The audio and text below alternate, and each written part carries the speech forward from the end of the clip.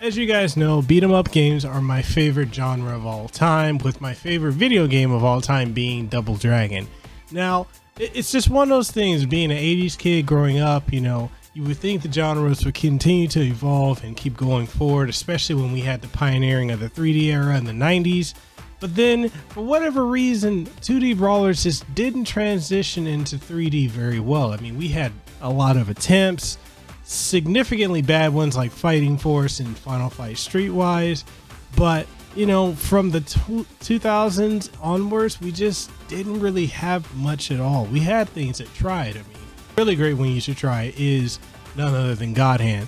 But other than that, look, we're talking about 2D beat 'em ups. So here we've had a string of games coming out within the last couple years. We've had Fight and Rage, we've had River City Girls, we've had the return of the king being Streets of Rage with Streets of Rage 4, and now we have none other than the TakeOver.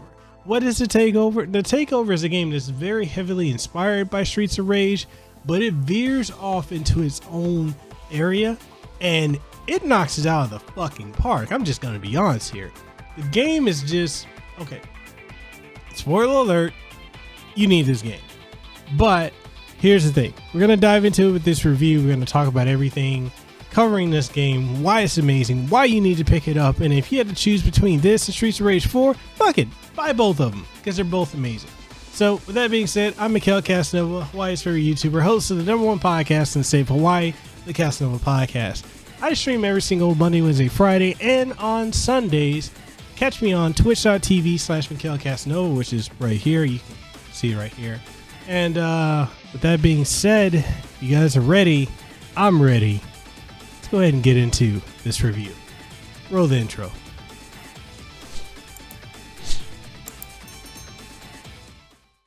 The story of the TakeOver kicks off with one of our three heroes being Megan coming home to find that their house had been broken into and there had been broken glass and furniture scattered everywhere. Megan ends up calling Ethan, who is the main hero of the TakeOver, and tells him that their daughter Vanessa had been kidnapped, with Ethan asking if there was blood, of which Megan says no. Megan then goes to ask if she should call up their ex-military friend Connor to help out with the search for Vanessa, which leads to Ethan saying, "Do you even have to ask?" as Connor is always looking for a fight. The three heroes team up and take to the streets to knuckle up and find Vanessa and uncover what criminal organization is behind all this. Will they succeed?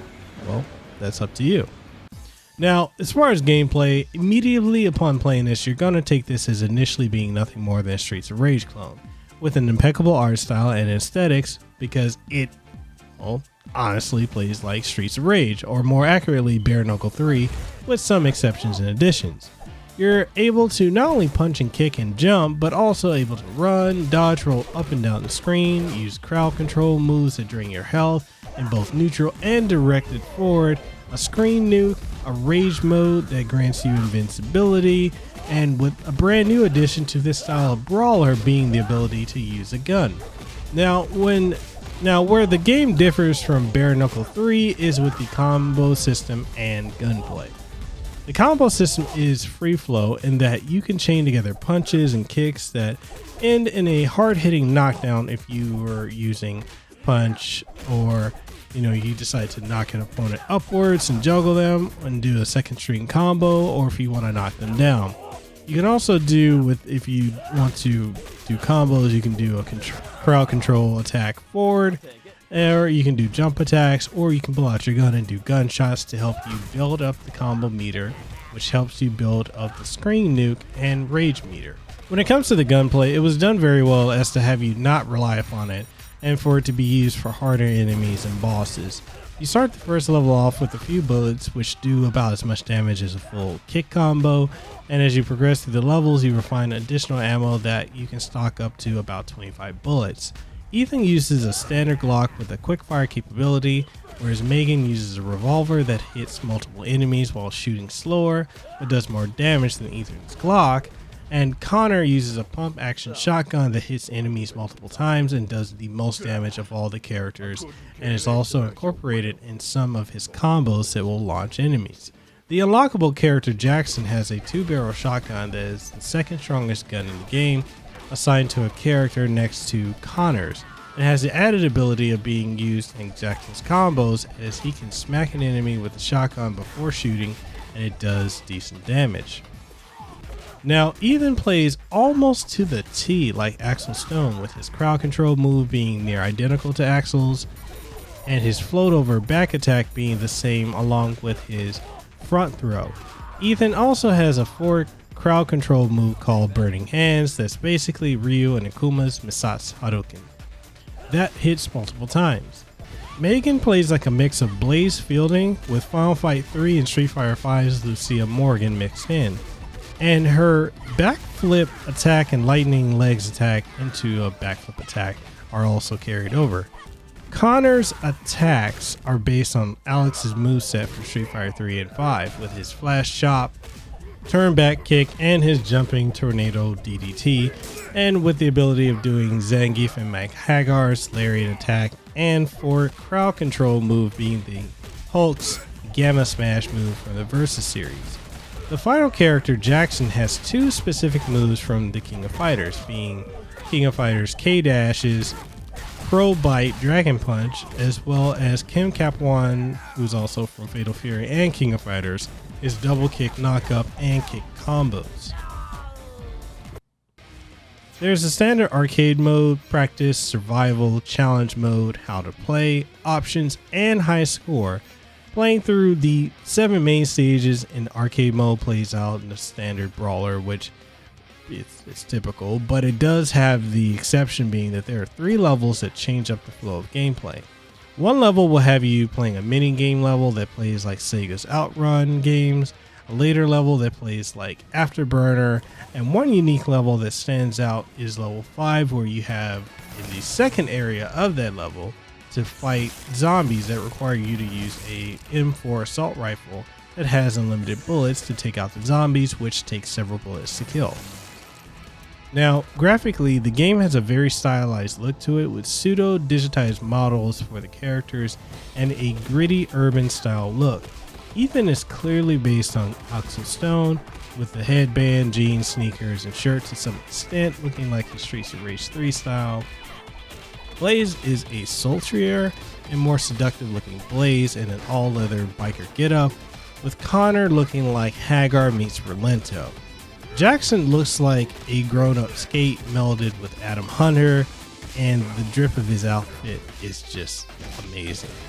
The enemies all look like they came from various beat-em-ups and all animate fluidly with multiple frames of animation, and the bosses all are big and intimidating, with one boss, the Boss, who was originally designed by Iron Galaxy and based on a rejected design of a Street Fighter character named The Boss, who has been showing up in several games from Dive Kick to more, and he attacks with a whip like a Belmont from Castlevania while looking like a road warrior.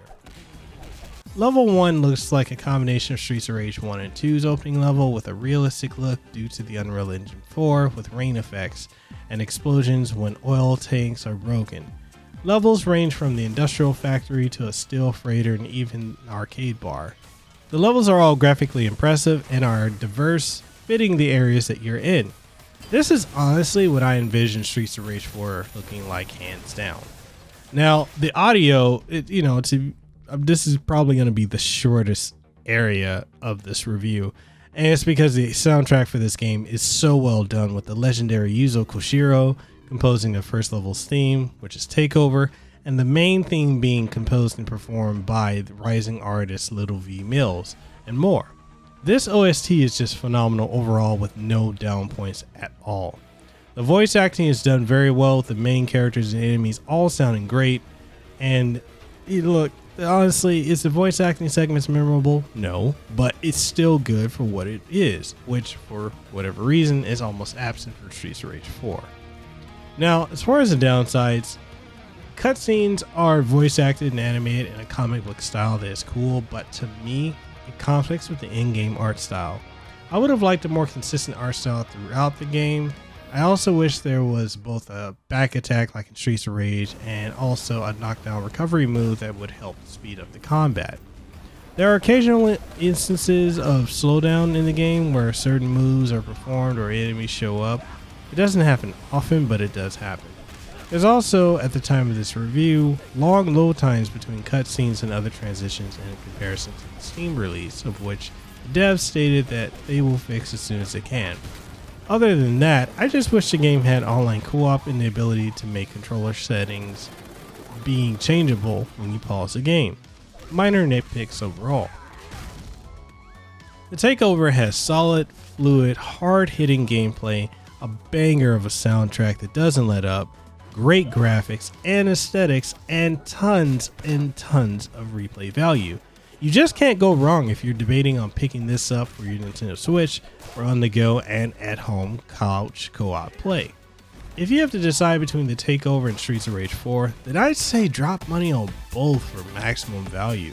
The TakeOver is a game you need in your collection. And with that being said, that wraps up the review for the TakeOver for Nintendo Switch. I've been playing this since 2017 on Steam. I've seen it from its early build to what it is now, and it's had a lot of changes. And honestly, with as amazing of a soundtrack, an amazing combat system, with just graphics, that this is effectively what I wanted to be Streets of Rage 4. No offense to Streets of Rage 4 at all. I mean, it's a great game. Trust me, it's my go-to beat 'em up right now. But let's just be honest. Graphically, this is what I wanted. And it honestly, at the time of, this review, it's kind of the king of the beat 'em ups for me. As far as on console, this Streets of Rage 4, Fighting Rage, I'm set. I just need something to come to console. Mauricio Herrera, dude, can you bring Ultimate Double Dragon to console? I need that on console. If you bring that to console, it'll be killer.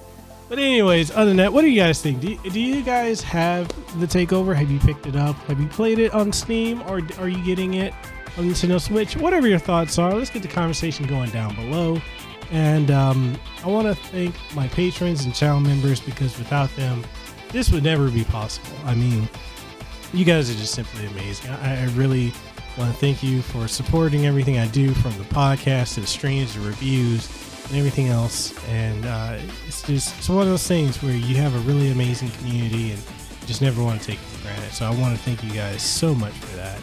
And with that being said, if you guys enjoyed it, please give it a thumbs up, leave a comment, let's get the conversation going back down below. And other than that, I'll catch y'all on the next one. Deuces wild, too sweet, be the elite. I'll see you on the next one. Hey, you made it to the end of the video. Congratulations. And since you made it here, why don't you go ahead and hit that subscribe button. Like the video if you enjoyed it. And you can always check out MekelKasanova.com. If you want to support the content, we've got Patreon, as well as channel memberships and super chats. And with that being said, this is Mekel Kasanova. I enjoy you guys. I hope you have a great one. Mahalo, and see you next time.